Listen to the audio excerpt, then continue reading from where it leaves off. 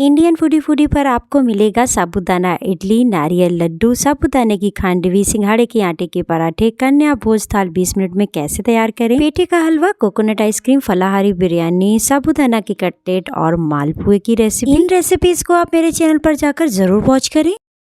Hi everyone, मैं वंदना आपका स्वागत करती हूँ आपके अपने यूट्यूब चैनल इंडियन फूडी पर। आज इंडियन फूडी आपके लिए लेकर आया है केवल 1 कप से तैयार होने वाली साबूदाने की एक ऐसी रेसिपी को जिसे आप 9 दिनों तक एंजॉय कर सकते हैं, माता रानी को भोग लगा सकते हैं। बहुत ही ज्यादा यमी और टेस्टी ये रेसिपी बनती है। रेसिपी की खास बात ये जल्दी ये खराब नहीं होती, दूसरा बहुत ही कम इंग्रेडिएंट्स के साथ बनकर के तैयार हो जाती है। तो चलिए इस रेसिपी को बनाना हम शुरू करते हैं। हेलो एवरीवन, मैं वंदना आपका स्वागत करती हूँ आपके अपने चैनल इंडियन फूडी पर। इस रेसिपी को बनाने के लिए सबसे पहले हमें साबूदाने की ज़रूरत होगी। तो मार्केट में 2 तरीके का साबूदाना फ्रेंड्स मिलता है। इस तरीके का बिल्कुल जो व्हाइट साबूदाना रहता है, इसके ऊपर ब्लीच किया हुआ रहता है। जो हमने साबूदाना ले रखा है वो ब्लीच फ्री है। यहाँ पर जो बिल्कुल व्हाइट साबूदाना है, इस तरीके का साबूदाना मार्केट से परचेज ना करें, उस पर ब्लीच हुई रहती है। इस रेसिपी को बनाने में हमने 100 ग्राम साबूदाने का इस्तेमाल किया है। कप से नापेंगे तो ये 1 कप के करीब साबूदाना हमारे पास है। एक बॉल में हमने पानी ले लिया है, इसमें हम एक कॉटन का कपड़ा डीप कर लेंगे। इसका पानी अच्छे से निचोड़ करके निकाल देंगे। ध्यान रखें इस कपड़े में ज्यादा पानी ना रहे। अब इस कपड़े को हम प्लेटफॉर्म के ऊपर फैला लेंगे। अब जो हमने 1 कटोरी साबूदाना लिया है, इसको मैंने कप में भी डाल करके आपको दिखाया है। इसको हम इसमें डाल देंगे और अच्छे से इसको हम हाथों से रब कर देंगे ताकि जो भी साबूदाने के ऊपर पाउडर वगैरह लगा हो वो अच्छे से निकल जाए। साबूदाने को अच्छे से साफ करने के बाद हम इसे कढ़ाई में निकाल लेंगे। कढ़ाई को हमने गैस के ऊपर रख लिया है, गैस का फ्लेम कर लिया है ऑन। अब इस साबूदाने को बिना कुछ डाले हुए सूखा ही हमें ड्राई रोस्ट करना है। इस काम को करने में हमें लगभग 8 से 10 मिनट लगेंगे। साबूदाने को लगातार चलाने का विशेष ध्यान रखें, नहीं तो साबूदाना बहुत ही जल्दी नीचे से लगने लगता है। 10 मिनट बाद आप देखेंगे कि साबूदाने का कलर इस तरीके से चेंज हो चुका है। अब हम गैस का फ्लेम बंद कर देंगे और ये देखिए साबूदाने को भूनने से पहले इसका कलर कैसा था और भूनने के बाद इसका कलर कैसा हो चुका है, आप ध्यान से देख सकते हैं। इससे ज्यादा हमें नहीं भूनना है।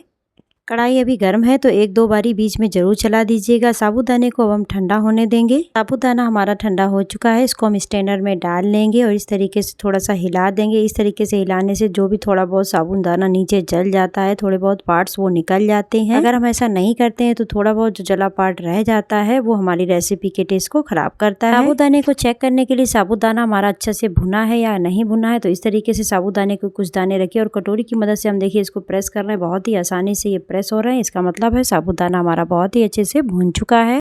जिस कटोरी या कप की नाप से आपने साबूदाना लिया है, उसी कटोरी या कप की नाप से आप 2 कप के करीब यहाँ पर दूध ले लें। मैंने यहाँ पर 2 कप दूध ले लिया है। साथ ही मेरी 2 दिन की मलाई रखी हुई थी, उसको भी हम इसमें डाल देंगे। यहाँ पर मलाई डालना ऑप्शनल है, आप चाहें तो इसको स्किप कर सकते हैं। मलाई की जगह पर आप मावे का भी इस्तेमाल कर सकते हैं, जिससे ये रेसिपी बहुत ही ज्यादा टेस्टी बनती है। ग्राइंडिंग जार में साबूदाने को डाल लिया है। अब हम इसका बारीक पाउडर तैयार करेंगे। भी हमने गैस के ऊपर रख दिया है, गैस का फ्लेम हमने धीमा कर दिया है। जितनी देर में हमारा दूध बॉयल होगा उतनी देर में हम साबूदाने को पीस करके तैयार कर लेंगे। साबूदाने का बारीक पाउडर हमने तैयार कर लिया है। अब इसको हम एक स्ट्रेनर में डाल लेंगे। इसको हम अच्छे से स्ट्रेन कर लेंगे ताकि इसमें जो भी बड़े बड़े टुकड़े साबूदाने के हों वो निकल जाएं और उसे हम दोबारा से ग्राइंड करके इसी में मिक्स कर लेंगे। यहाँ पे मैं आपको याद दिला दूं कि अगर आपने आपका अपना चैनल इंडियन फूडी अभी तक सब्सक्राइब नहीं किया है तो प्लीज नीचे सब्सक्राइब बटन को दबा करके सब्सक्राइब जरूर कर लें। और ये लीजिए साबूदाने का बारीक पाउडर तैयार हो चुका है। हमने 4 बड़े चम्मच देसी घी डाल लिया है। इसको हम गर्म होने देंगे और जो साबूदाने का पाउडर तैयार किया था उसको भी हम इसमें डाल देंगे।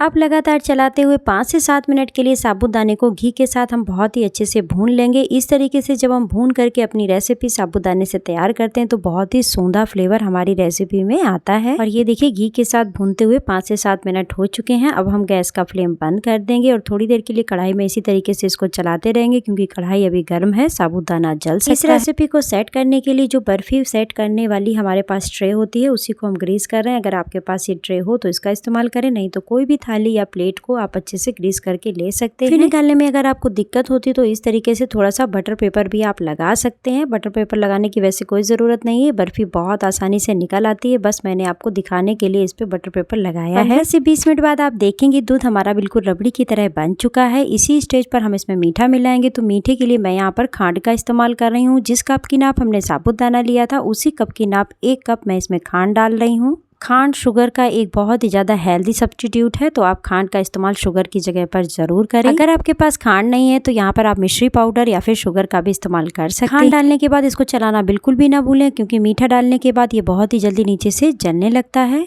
अब जो साबूदाने का पाउडर हमने तैयार किया था वो सारा पाउडर हम इसमें डाल देंगे। यहाँ ध्यान रखें बीच बीच में चलाते भी रहें, नहीं तो ये नीचे से लम्स फॉर्म कर सकता है। साबूदाना पाउडर डालने के बाद 1 से 2 मिनट के लिए गैस का फ्लेम ऑन रहने दें, उसके बाद गैस का फ्लेम तुरंत बंद कर दें। इसी स्टेज पर हम इसमें 1 टीस्पून के करीब इलायची पाउडर भी डाल देंगे। सारी चीज़ों को मिक्स करने के बाद आप देख सकते हैं मिक्सचर हमारा बिल्कुल सूखा सूखा सा लगने लगा है। इसी स्टेज पर हम इसको ट्रे में ट्रांसफर कर लेंगे। ट्रे में इसको ट्रांसफर करने से पहले 1 से 2 टेबल स्पून के करीब हम इसमें देसी घी डाल देंगे। इसको डालने से हमारी बर्फी में काफ़ी ज़्यादा चमक आ जाती है, साथ ही बहुत ही ज़्यादा सॉफ्ट बर्फी हमारी बनती है। इसको अच्छे से हम मिक्स कर देंगे। इस मिक्सचर को हम फटाफट से ट्रे में ट्रांसफ़र कर लेंगे, क्योंकि बहुत ज़्यादा देर इसको अगर हमने ऐसे ही छोड़ दिया तो फिर बर्फी को सेट करने में काफ़ी ज़्यादा दिक्कत आएगी। छुरी की मदद से प्रेस करते हुए इस तरीके से हमें बर्फी को सेट करना है, जैसे मैं आपको वीडियो में दिखा रही हूँ। फिर हमारी सेट हो चुकी है। अब इसे हम आधे घंटे के लिए ठंडा होने के लिए छोड़ देंगे, उसके बाद ही इसे कट करेंगे। थोड़ा सा अट्रैक्टिव बनाने के लिए थोड़े से ड्राई फ्रूट्स मैंने इसके ऊपर डाल दिए हैं। थोड़ा सा बादाम, थोड़ा सा काजू, थोड़ा सा पिस्ता डाल करके इस तरीके से कटोरी की मदद से हम प्रेस कर देंगे, ताकि सारे ड्राई फ्रूट्स इसके ऊपर अच्छे से सेट हो जाएं। फिर हमारी बहुत ही अच्छे से सेट हो चुकी है। मैं आपको हाथों से छू करके दिखा रही हूँ। अब हम इसको फटाफट से अपने मनचाहे पीसेस में कट कर लेंगे। ये देखिए पास से मैं आपको दिखा रही हूँ। जितनी ज़्यादा ये देखने में अट्रैक्टिव है उससे कई गुना ज़्यादा खाने में ये टेस्टी है। एक बार इसको ज़रूर ट्राई करें और मुझे कमेंट सेक्शन में बताना बिल्कुल भी ना भूलें कि मेरी इस हेल्दी और टेस्टी डिश की रेसिपी आपको कैसी लगी। लाइक, शेयर, सब्सक्राइब करें मेरे वीडियोज़ को और मेरे चैनल इंडियन फूडी को सब्सक्राइब करना बिल्कुल भी ना भूलें। वीडियो पूरा एंड तक देखने के लिए थैंक्स फॉर वॉचिंग।